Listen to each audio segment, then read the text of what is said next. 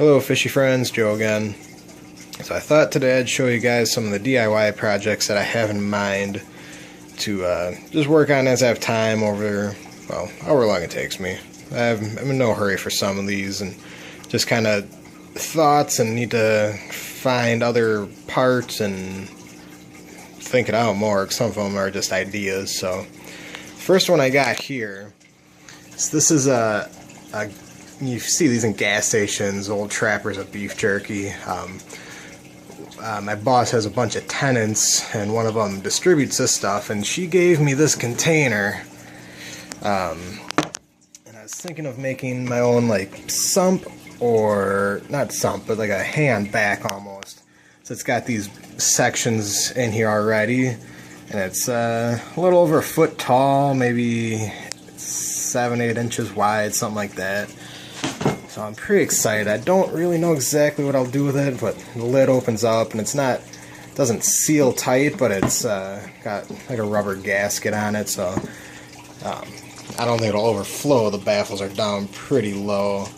My thought was to drill a bulkhead in at the bottom, have it flow up, and then down, and then, you know, maybe have... Not real sure what I'm going to do with it, but I'm going to do something with it sometime. I saw it and it just screamed out DIY filter. You know, maybe I could rig it all up and have some sort of overflow out right here and then set it behind a tank or something.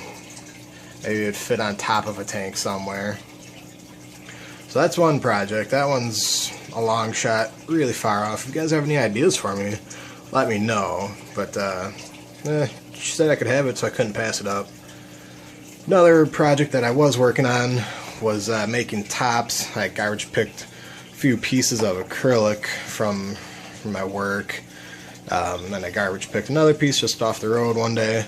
And I was cutting them up to fit my 75 gallon, but after just having this one sitting on this tank, the heat from the light is making it sag really bad.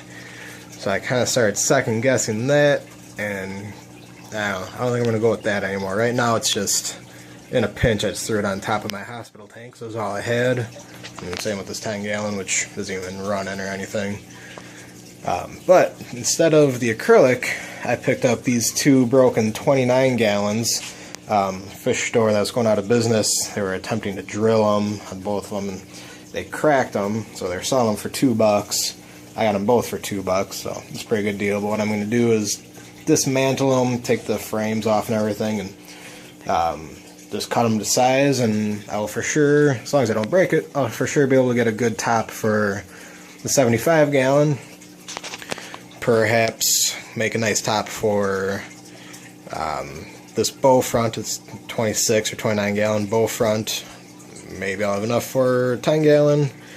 I could use a new top for my 40 gallon upstairs, so we'll kind of see what how the scraps turn out, and see where I can go from there.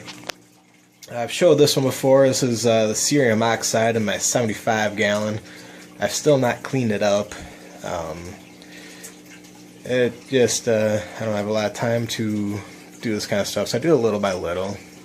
You know, fish keeping's all about patience, so I can be patient and wait a little bit longer.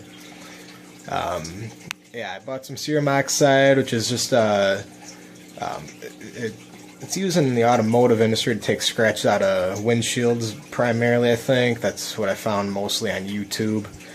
I got maybe 8 hours of, you know, like an hour here and there over the last few months of trying to buff it out.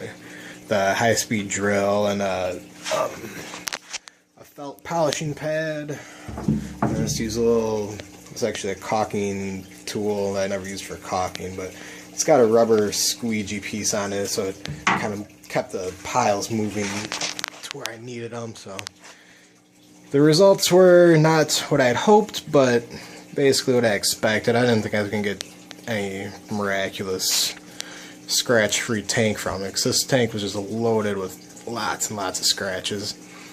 I got it from my coworker. I think he must have used like a green pot scrubby on it or something, or who knows what. So It's a little better. The big scratches are still pretty much unchanged. A lot of the small swirly scratches are better. Obviously I haven't cleaned it up, so I haven't gotten the full effect, but you know, it is what it is, and I'm starting to realize that my 40-gallon upstairs has a ton of scratches too, so I guess I'm just used to scratches. So let me see. I think that's it for down here. Well, I picked this up from the dollar store. It's just Tupperware. It's real nice for transporting the fish upstairs and downstairs and acclimating them when I bring them home and all that. So, yeah, just a little thing I had sitting out, so I thought I'd show you. I think that's all I got down here, so hang tight and I'll show you one or two more upstairs. Before I go upstairs, I thought I'd revisit this one. This is my quarantine device. A lot of you guys on YouTube will use the little critter cages or something, or you know, some people have the hang on back breeder boxes, stuff like that, but I had this laying around, so I drilled holes in it, and it's pretty big, so the fish are pretty content in there. It seemed to work. Well, actually, the particular fish didn't work. I tried everything to solve the aggression, but ended up losing the fish that was getting beat up no matter what I tried. So yeah, that's all with that. For my hang on the back filters, I don't buy the cartridges. I just use this mesh that I took off the child gate. I just cut it down to size, and then I wrap the polyfill from Walmart around it. It's for making quilts or something. But you get a big roll of it for like $12. It lasts me a pretty long time and does a great job filtering. So some random scraps there. Now I'll take you upstairs. Hold on. Alright, so here's another one. I just got this in the mail yesterday. I got this idea from Joey Mullen, King of DIY. I'm sure we all know him. This is a LED light strip, and what you do is you take a gutter, like you put on your house. It's a plastic one. Cut it down to the size you need, and you can stick these in there. They have adhesive on the back. So yeah, I got this. I was all excited, but it's going to be pretty bright when I turn it on. But the white light isn't white. It's very blue, and don't know if it'll show up.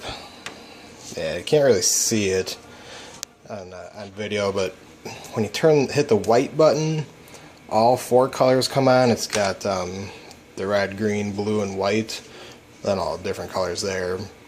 So, you know, you can do the red and all that, but when you hit the white, it's still blue because it has the green, the red, and the green, red, and blue on. So it comes out purplish and bluish. I put it over my fish tank just to kind of check it out. And, you know, I ran it back and forth like three lengths because that was my plan for the light fixture. And it's just a real dim. It's really blue. It's just not at all what I was hoping for. So I think this thing's defective though, because you know, with these arrow keys, you're supposed to be able to turn the reds and the blues down. You're supposed to be able to adjust it, but they don't do anything. And there's DIY settings on here, and you're supposed to be able to really adjust it that way, but it's just not working out. So I'm gonna return it. Do a little more research, I guess. I thought I did enough, but maybe I missed something. So if you guys have any ideas on that, that'd be great too, because I'm pretty bummed out about that. But again, patience is the key for fish keeping. So yeah, it's just kind of what I got going for my fish tanks here. You know, it can be an expensive hobby, so I like to try and keep it cheap. I love watching Joey Mullen's videos. You know, he's got such great ideas, and I take a lot of inspiration from that. Like, I'm a scavenger anyways. I love finding stuff out on the roadside and keeping stuff out of the landfill, so I'm happy to repurpose stuff and keep it cheap and all that, but sometimes they just don't turn out. But you just gotta keep going and stick with it. So I just want to thank Joey for the inspiration on a lot of these ideas, and once you hear somebody thinking outside the box, you start to think outside the box and look at stuff different ways.